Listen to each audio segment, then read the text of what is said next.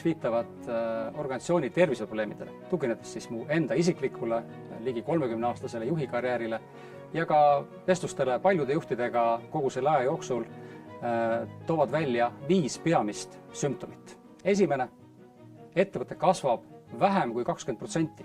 Teine, ettevõte ei ole võimeline kohanema kriisidega või ka uut avanevate ärivõimalustega, mis on viimaste aastate puhul jooksul eriti aktuaalne meie jaoks siin. Kolmas sümptom, me arvame, et meie inimesed teavad eesmärke, kuhu ettevõte läheb või et mida ühelt või teiselt töötajalt oodatakse, kuid tegelikult see ei ole nii. Neljas sümptom, pidevalt kukuvad tööd, vastutused 2 tooli vahele maha. Neid tuleb käia üles noppimas, selleks korraldatakse lõpmatu hulk koosolekuid, mis on ebaefektiivsed, tekitavad väga palju pingeid, paremal juhul lahendatakse see probleem selleks hetkeks ära, aga juurpõhjusteni ei jõuta ja seepärast korratakse seda tsüklit taas ja taas. Ja 5 sümptom on see, kui talendid ei taha turul meie organisatsiooniga enam liituda, sest et jutud organisatsiooni kultuurist, juhtimisest jõuavad kindlasti alati kaugemale, kui me ise seda arvata oskame. Aga mida teha siis teisiti? Selleks, et meie organisatsioonid kasvaksid üle 20% aastas, selleks, et me oleksime kohanemisvõimelised kriisides, ilma et me ise kriisi läbi elaksime, ka selleks, et meie inimesed oleksid iga päev innustunud ettevõtte eesmärkidesse panustama ja ka selle käigus ise oma arengu eesmärke täitma. Minul isiklikult võttis tervikliku juhtimissüsteemini jõudmine üle 25 aasta aega.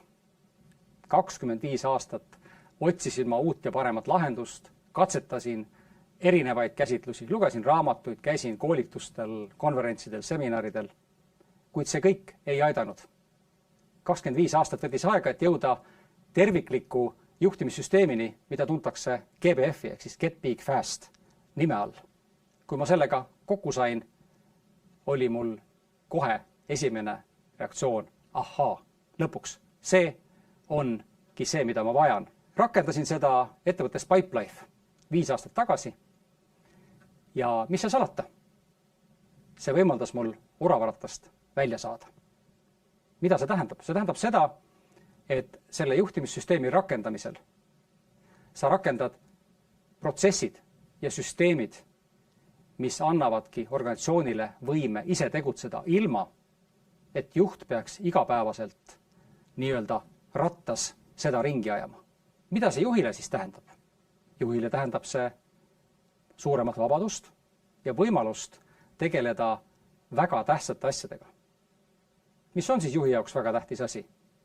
Ettevõtte arengu eelduste loomine.